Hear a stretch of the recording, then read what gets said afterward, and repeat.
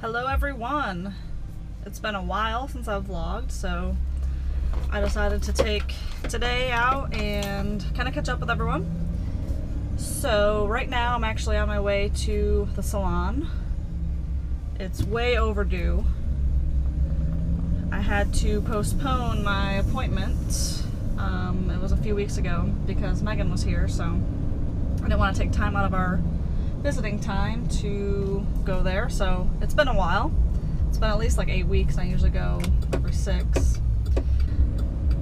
I'm going to head to Orlando, which I'll explain why in a little bit.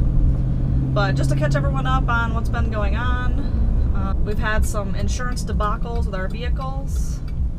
A few weeks ago, driving to work, Kevin was driving behind me, and, well, like he always does, it's just what we do on the way to work, because he has to drive further than me, so I cut off at some point, and he keeps going. So, roads were a little wet, and just typical Florida drivers, someone in front of me slammed on their brakes, like hard, so obviously I had to do the same thing.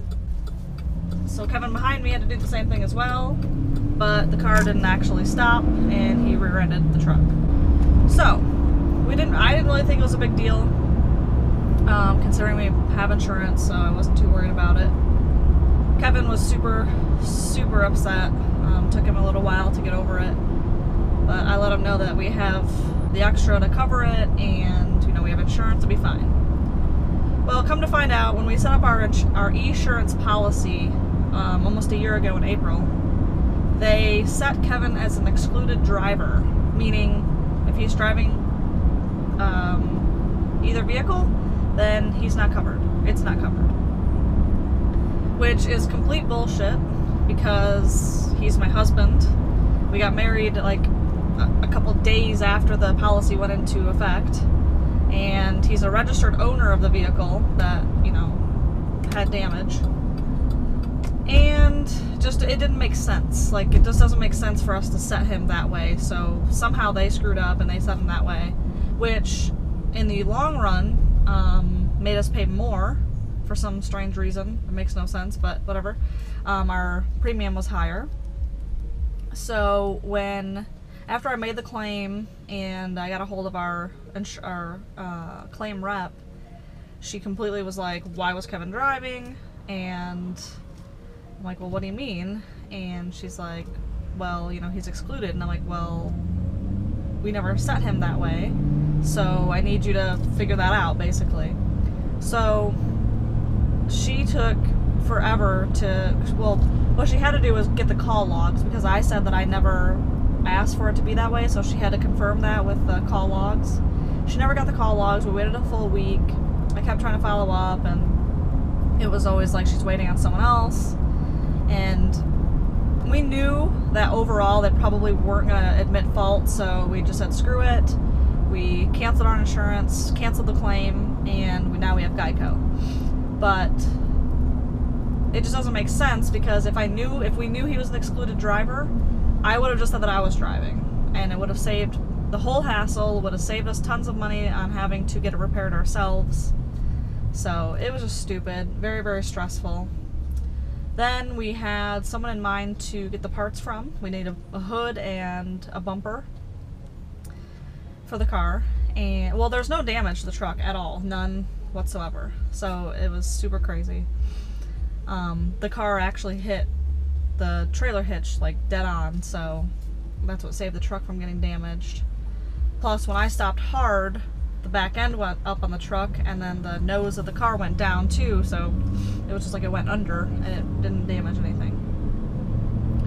So we had someone set up to get parts from. We were part of a like a G8 club on Facebook for Florida. We knew that, well, we reached out to them to get information about where we can get parts. We found somebody in Mobile, Alabama, who had the hood and the bumper for a Holden, which is an Australian car, which is what ours is modeled after, and it's made there originally.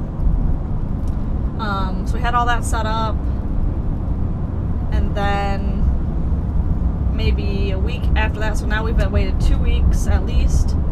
The guy said that his hood that he has was warped, so he couldn't in good faith sell it to us. So then we had to find another hood, and the guy found a different hood, but then the person he was getting it from totaled their car. It was just a huge debacle. And we were going to get upgraded parts for it, which was obviously going to be more money. Then all of that fell through, and finally we just said screw it and purchased the parts yesterday. They should be here within 2 weeks, and our friend Corey is going to help us put them on. So I'm glad that we have someone that can do that, because we got an estimate and it was going to be like more than double of what we're paying to get it all fixed. Obviously we're just paying for the parts, but we're going to do something nice for Corey. So that's all of that backstory. I am going to go to Orlando. Well, here's another long story that I can tell you. Playlist Live is in Orlando this weekend, started yesterday. And of course, when I heard about it, when I heard that Roman Atwood was going, I was super excited and I wanted to buy tickets, but we had the whole car thing going, and I didn't want to put the extra stress or the extra money on us for it, so I just said, never mind, I won't go. And so then I was kicking myself in the ass when all of my favorite YouTubers, Prank vs. Prank, so Jesse and Gina, Nikki, Limo, and Roman Atwood and his girlfriend Brittany, were all going to be literally in this state, 45 minutes away from where I live, and I wasn't going. So yesterday I made a tweet that said I was mad at myself for, not getting tickets, and I mentioned all of them in my tweet. Well, awesomely, Nikki Limo tweeted me back and said, well, I don't know if this helps, but her meetup is going to be outside of where Playlist Live is going to be, and you don't need a ticket. So I was super pumped, A, that she tweeted at me directly, and that I could go and still at least meet one of them. So of course, all day Friday I was super geeked about it, but the unfortunate thing is that we had already made plans for today, plus I have my salon appointment, which doesn't really interfere with it, but it's just a busy day. So I told Kevin about it, and our original commitment was to help someone move some furniture at 5 and then go out to dinner with them at 7 for Chris's birthday. And so I was pretty much screwed because we already made the commitment to help move and all that good stuff at 5. And Nikki's meetup is at 4 in Orlando, so it's about an hour, well, a little over an hour away because it's outside of downtown. But so I told him about it, and he was like, well, plus we only have one vehicle that we're driving right now, so I didn't even think that driving the car would even be an option. So I told him about it, and he was like, well, if you really need to, or if you really want to, mostly, you can drive the car. He'll go meet and help them move things at 5, and then I could just get back by 7 to have dinner. So I tossed it around in my mind, back and forth. Everybody else told me, go do it. It's like a once-in-a-lifetime thing. And even then I wasn't really convinced, because A, I have to go by myself. B, I have to drive our broken car. I mean, it's drivable, but it's just not pretty. So I had all those things going back and forth, but I've asked several people, and everyone has said go, go, go. So made the decision last night after our group meeting to go ahead and go. So that's what I'm doing today. So I'm super excited, kind of nervous. I've never been to a YouTube meetup, so it'll be interesting finding a place to park. It's at like a huge resort in Orlando and all that good stuff. So alright, all done with my salon appointment. Went a little longer than normal. I think I had to wait a little extra, but no biggie. Still have plenty of time to finish getting ready and head over to Orlando. My hairstylist always does a beautiful job, so